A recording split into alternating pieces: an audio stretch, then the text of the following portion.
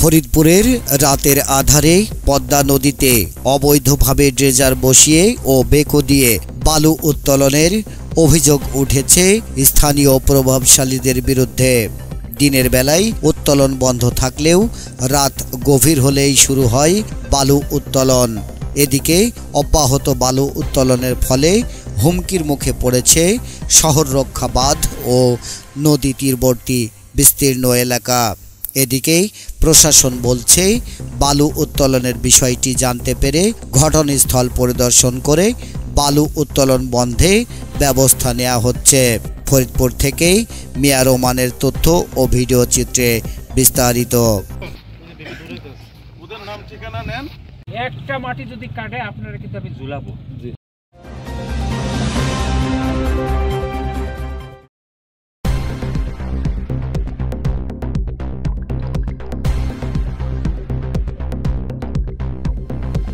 পদ্মার বুকে জেগে ওঠা চরে এ যেন বালু উত্তোলনের মহা উৎসব।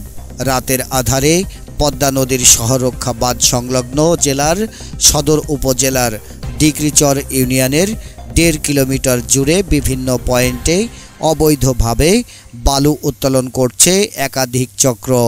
অথচ রাত পোহালেই পাল্টে যায় এ চিত্র। দিনের বেলায় ভেকু ও ট্রাকগুলো রাখা হয় নদীর অদূরে, আর শ্রমিকরা থাকেন লোকচক্ষুর অন্তরালে।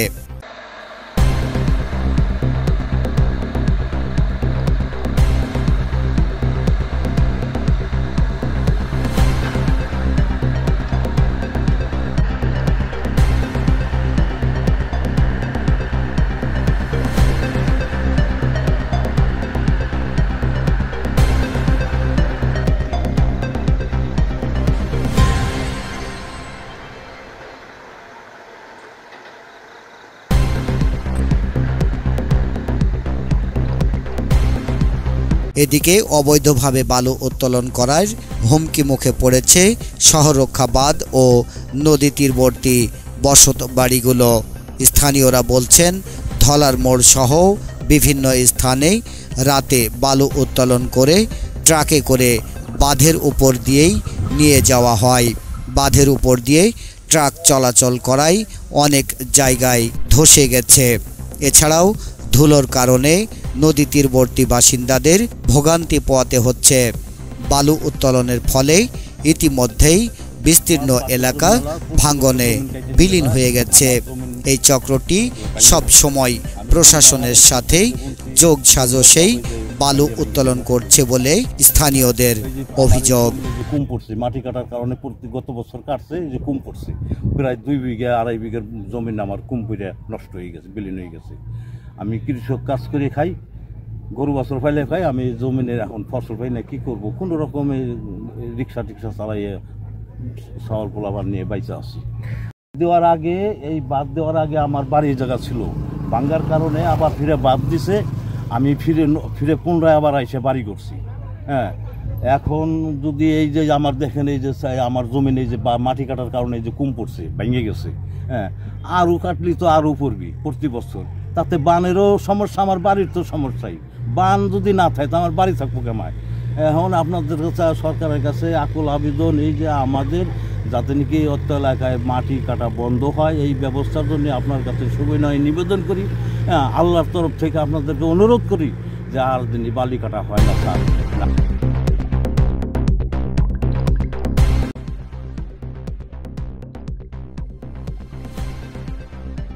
পানি উন্নয়ন বোর্ডের কর্মকর্তারা বলেছেন, অবৈধভাবে বালু উত্তোলন করায় বাঁধের বিভিন্ন স্থানে ফাটল দেখা দিয়েছে। ইতিমধ্যেই অনেক ক্ষতি হয়ে গেছে। এখন বালু উত্তোলন বন্ধ করা না হলে বর্ষা মৌসুমে বাঁধ ধসে যাওয়ার সম্ভাবনা রয়েছে। আমরা জানি এখানে আসলে পানি উন্নয়ন বোর্ড কর্তৃক প্রায় 10.5 কিলোমিটার হচ্ছে নদীটি সংরক্ষণ কাজ বাস্তবায়িত হয়েছে। এই প্রকল্পটি হচ্ছে বিগত 10-11 অর্থ বছরে বাস্তবায়িত হয়, এবং এই বাস্তবায়নের ফলে আমরা দেখতেছি যে এখানে আসলে কিন্তু এখন চর জেগে গেছে, অর্থাৎ ল্যান্ড ডেভেলপমেন্ট, ল্যান্ড রিক্লেমেশন হচ্ছে। এটা রক্ষণাবেক্ষণের দায়িত্ব কিন্তু আমাদেরই। এখানে স্থানীয় জনগণ আছে, তারা এটাকে দেখে রাখবে, এবং আমাদের সাথে আজকে জেলা সর্বোচ্চ পর্যায়ের যে কমিটি, আমাদের জেলা প্রশাসক মহোদয়, পুলিশ সুপার মহোদয়, এরা আমরা সবাই একসাথে এসেছি। এটা রক্ষণাবেক্ষণ এবং এটাকে টিকায় রাখার দায়িত্ব আমাদের। সাথে পাশেই হচ্ছে আমাদের ফ্লাড এমবেকমেন্ট। এটাকে যদি আমরা এখন টিকায় না রাখতে পারে আমাদের অদূর ভবিষ্যতে ফ্লাড এমবেকমেন্টটা ক্ষতিগ্রস্ত হবে এবং এর ফলে হচ্ছে একসময় ফরিদপুর শহরটা হচ্ছে প্লাবিত হওয়ার সম্ভাবনা রয়েছে। আমরা সবাই একযোগে এখন কাজ করছি, আশা করি খুব অল্প সময়ের মধ্যে আমরা এই যে অ্যাক্টিভিটিস এটাকে আমরা রিকভার করতে পারবো। কিন্তু যে ক্ষতিটা হয়ে গেছে এটা কিন্তু অপূরণীয়, এই ক্ষতি আসলে কোনোভাবেই পোষায় উঠতে পারবো না। আমাদের অনেক জায়গায় ইতিমধ্যে ব্লক সরে গেছে এবং আমরা যদি আশা করতেছি বর্ষাকালে এই ব্লকগুলো আবার ধসে যেতে পারে। আমরা প্রোটেক্টিভ মেজার আবার দেখবো, সেক্ষেত্রে যে আসলে আমাদের যদি কোনো রিমিডি মেজার লাগে সেগুলো আমরা ভবিষ্যতে নেব ইনশাআল্লাহ। ধন্যবাদ। এদিকে রোববার 2রা ফেব্রুয়ারি প্রশাসনের বিভিন্ন দপ্তরের কর্মকর্তারা বালু উত্তোলনের স্থানগুলো ও শহর রক্ষা বাঁধ পরিদর্শন করেন। পদ্মা নদী থেকে অবৈধভাবে যারা বালু উত্তোলন করছে তাদের বিরুদ্ধে কঠোর ব্যবস্থা নেওয়ার কথা জানালেন জেলা প্রশাসক ও পুলিশ সুপার। আমরা আসলে অভিযোগটি শুনে সরেজমিনে এসছি, আমরা সবাই মিলে জেলা পর্যায়ের শীর্ষস্থানীয় কর্মকর্তারা দেখতে আসছি, এসে অভিযোগের সত্যতা পেয়েছি। এখানে যে বিষয়টা আছে সেখানে হচ্ছে আমাদের হচ্ছে প্রথম হচ্ছে জাতীয় স্বার্থ, স্থানীয় স্বার্থ, জনগণের স্বার্থ, এর বাইরে কারো কোনো স্বার্থ আমরা দেখব না। এখানে যেটা আমরা দেখলাম সেটা হচ্ছে জাতীয় স্বার্থ, স্থানীয় স্বার্থ, সব রকম স্বার্থ ক্ষুণ্ণ হচ্ছে। বিশেষ করে শহররক্ষা বাঁধ যেটি আছে সেখানে ব্লক ফেলেছে, ব্লকের কাছাকাছি থেকে তারা মাটি কেটেছে। আমরা যেটা দেখলাম সেটা হচ্ছে এই রাস্তা, এই রক্ষা বাঁধটি হুমকির সম্মুখীন এবং আজকে থেকে আমরা সবাই মিলে সিদ্ধান্ত নিয়েছি এই এলাকাতে বালু, মাটি কাটা এই ধরনের কোনো কর্মকাণ্ড আজকে থেকে আর চলবে না। এবং এটা কিন্তু হচ্ছে আমরা প্রশাসনের পক্ষ থেকে ব্যবস্থা নিব, পুলিশ যারা আছে সহযোগিতা করবে, আমরা সকলে মিলে সহযোগিতা করবে। কিন্তু এটা সাস্টেনেবল করার জন্য কিন্তু স্থানীয় লোকজন, মিডিয়া যারা আছেন, তারা, আপনারা যারা আছেন, তারা, আপনাদেরও ভূমিকা আছে। যারা ভূমি খেকু, যারা হচ্ছে বালু খেকু, তাদের বিরুদ্ধে আপনারা রিপোর্ট করেন, আমাদেরকে অবগত করেন সামাজিক দায়িত্ব হিসেবে। আমরা সকলে মিলে চাই এই দেশটা সুন্দর থাকুক, আমরা সকলে মিলে চাই আমাদের ফরিদপুর সুন্দর থাকুক এবং এই শহর রক্ষা বাঁধটা এটা রক্ষা পাক।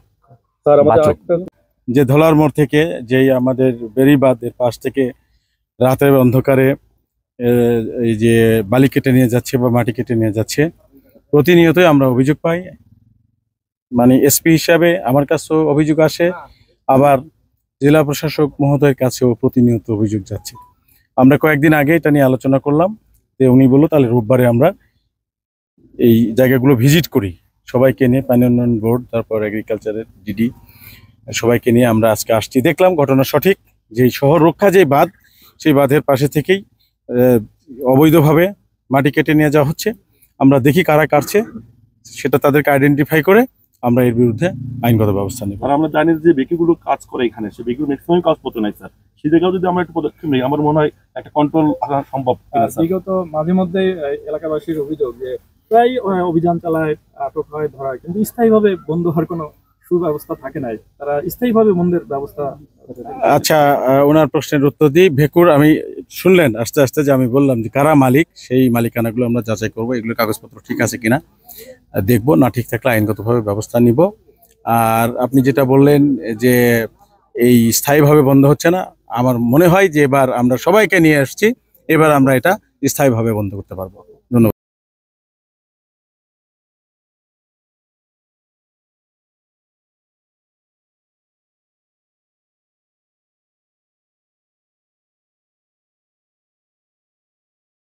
জানা যায় গত 2010-2011 অর্থ বছরে 165 কোটি টাকা ব্যয়ে 10.5 কিলোমিটার শহর রক্ষা বাঁধ নির্মাণ কাজ বাস্তবায়ন করেছে পানি উন্নয়ন বোর্ড। কাজটি সম্পন্ন হয় 2014-15 অর্থ বছরে।